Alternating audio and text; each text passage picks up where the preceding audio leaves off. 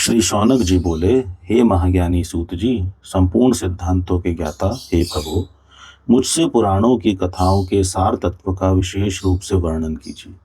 सदाचार, भगवत भक्ति और विवेक की वृद्धि कैसे होती है तथा साधु पुरुष किस प्रकार अपने काम, क्रोध आदि मानसिक विकारों का निवारण करते हैं।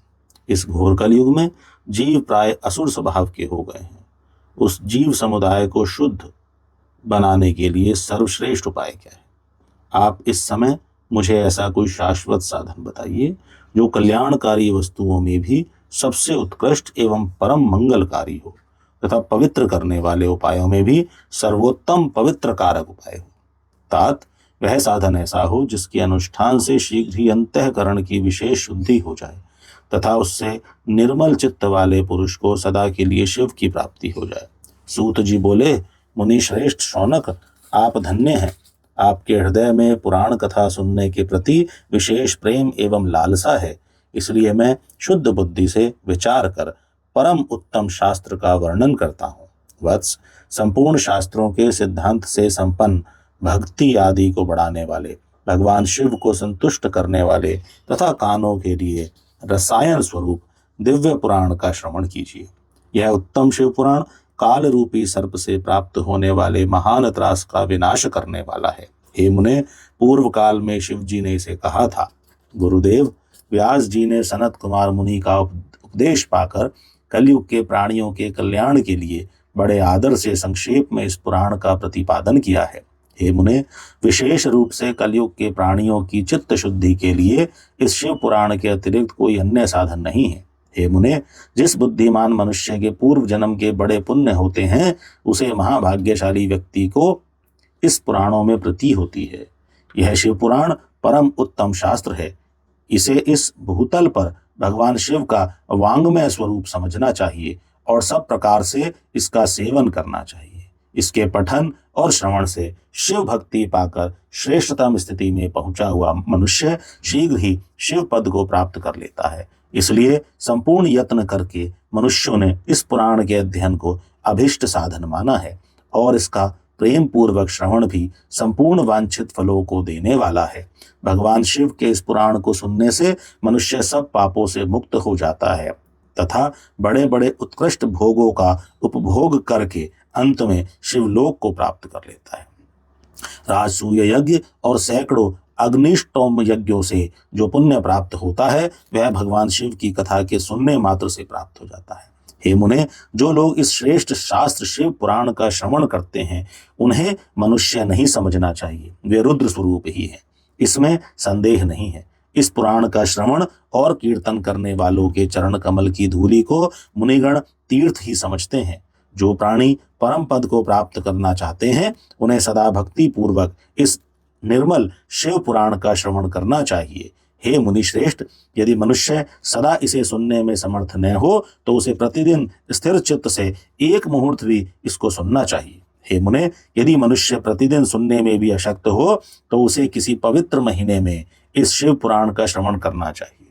जो लोग एक मुहूर्त, उसका आधा, उसका भी आधा अथवा क्षण मात्र भी इस पुराण का श्रवण करते हैं उनकी दुर्गति नहीं होती। हे मुनीश्वर, जो पुरुष इस शिव पुराण की कथा को सुनता है वह सुनने वाला पुरुष कर्म रूपी महावन को जलाकर संसार के पार हो जाता है। हे मुने, सभी दानों और सभी यज्ञों से जो पुण्य मिलता है वह फल भगवान शिव के इस पुराण को सुनने से निश्चल हो जाता है। हे मुने, विशेषकर इस कलिकाल में तो शिव पुराण के श्रवण के अतिरिक्त मनुष्यों के लिए मुक्तिदायक कोई अन्य श्रेष्ठ साधन नहीं है। शिव पुराण का श्रवण और भगवान शंकर के नाम का संकीर्तन दोनों ही मनुष्य को कल्प वृक्ष के समान सम्यक फल देने वाले हैं, इसमें संदेह नहीं है। कलयुग में धर्माचरण से शून्य चित्त वाले दुर्बुद्धि मनुष्य के उद्धार के लिए भगवान शिव ने अमृत स्वरूप शिव पुराण की उद्भावना की है।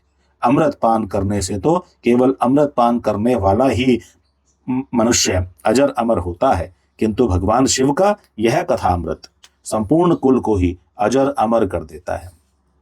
इस शिव पुराण की परम पवित्र कथा का विशेष रूप से सदा ही सेवन करना चाहिए, करना ही चाहिए, करना ही चाहिए।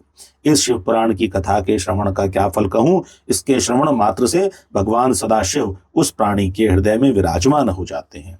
यह ग्रंथ 24,000 श्लोकों से युक्त है।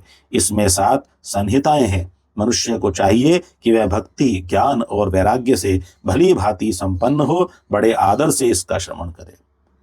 पहली विद्येश्वर संहिता, दूसरी रुद्र संहिता, तीसरी शतरुद्र संहिता, चौथी कोटि रुद्र संहिता और पांचवी उमा संहिता कही गई है। छठी कैलाश संहिता और सातवीं वायव्य संहिता। इस प्रकार इसमें 7 संहिताएं हैं। 7 संहिताओं से युक्त यह दिव्य शिव पुराण परब्रह्म परमात्मा के समान विराजमान है और सबसे उत्कृष्ट गति प्रदान करने वाला है। जो मनुष्य 7 संहिताओं वाले इस शिव पुराण को आदर पूर्वक पूरा पढ़ता है वह जीवन मुक्त कहा जाता है। हे मुने, जब तक इस उत्तम शिव पुराण को सुनने का सुअवसर नहीं प्राप्त होता तब तक अज्ञानवश प्राणी इस संसार चक्र में भटकता रहता है। भ्रमित कर देने वाले अनेक शास्त्रों और पुराणों के श्रवण से क्या लाभ है, जबकि एक शिव पुराण ही मुक्ति प्रदान करने के लिए गर्जन कर रहा है। जिस घर में इस शिव पुराण की कथा होती है वह घर तीर्थ स्वरूप ही है और उसमें निवास करने वालों के पाप यह नष्ट कर देता है। हजारों अश्वमेध यज्ञ और सैकड़ों वाजपेयी यज्ञ शिव पुराण की 16वीं कला के भी बराबरी नहीं कर सकते। हे मुनि श्रेष्ठ, कोई अधम प्राणी जब तक भक्ति पूर्वक शिव पुराण का श्रवण नहीं करता तभी तक उसे पापी कहा जा सकता है। गंगा आदि पवित्र नदियां, सप्तपुरियां तथा गयादि तीर्थ इस शिव पुराण की समता कभी नहीं कर सकते। जिसे परम गति की कामना हो उसे नित्य शिव पुराण के एक श्लोक अथवा आधे श्लोक का ही स्वयं भक्ति पूर्वक पाठ करना चाहिए। जो निरंतर अर्थानुसंधान पूर्वक इस शिव पुराण को वाचता है अथवा नित्य प्रेम पूर्वक इसका पाठ मात्र करता है वह पुण्यात्मा है, इसमें संशय नहीं है। जो उत्तम बुद्धि वाला पुरुष अंतकाल में भक्ति पूर्वक इस पुराण को सुनता है उस पर अत्यंत प्रसन्न हुए भगवान महेश्वर उसे अपना पद प्रदान करते हैं। जो प्रतिदिन आदर पूर्वक इस शिव पुराण का पूजन करता है वह इस संसार में संपूर्ण भोगों को भोग कर अंत में भगवान शिव के पद को प्राप्त कर लेता है। जो प्रतिदिन आलस्य रहित हो रेशमी वस्त्र आदि के वेष्टन से इस शिव पुराण का सत्कार करता है वह सदा सुखी होता है। यह शिव पुराण निर्मल तथा शैवों का सर्वस्व है। इहलोक और परलोक में सुख चाहने वालों को आदर के साथ प्रयत्न पूर्वक इसका सेवन करना चाहिए। यह निर्मल एवं उत्तम शिव पुराण धर्म, अर्थ, काम और मोक्ष रूप चारों पुरुषार्थों को देने वाला है। अतः सदा प्रेम पूर्वक इसका श्रवण एवं विशेष रूप से पाठ करना चाहिए। वेद, इतिहास तथा अन्य शास्त्रों में यह शिव पुराण विशेष कल्याणकारी है। ऐसे मुमुक्षु जनों को समझना चाहिए। यह शिव पुराण आत्म तत्वज्ञों के लिए सदा सेवनीय है, सत्पुरुषों के लिए पूजनीय है, तीनों प्रकार के तापों का शमन करने वाला है, सुख प्रदान करने वाला है तथा ब्रह्मा, विष्णु, महेश आदि देवताओं को प्राणों के समान प्रिय है।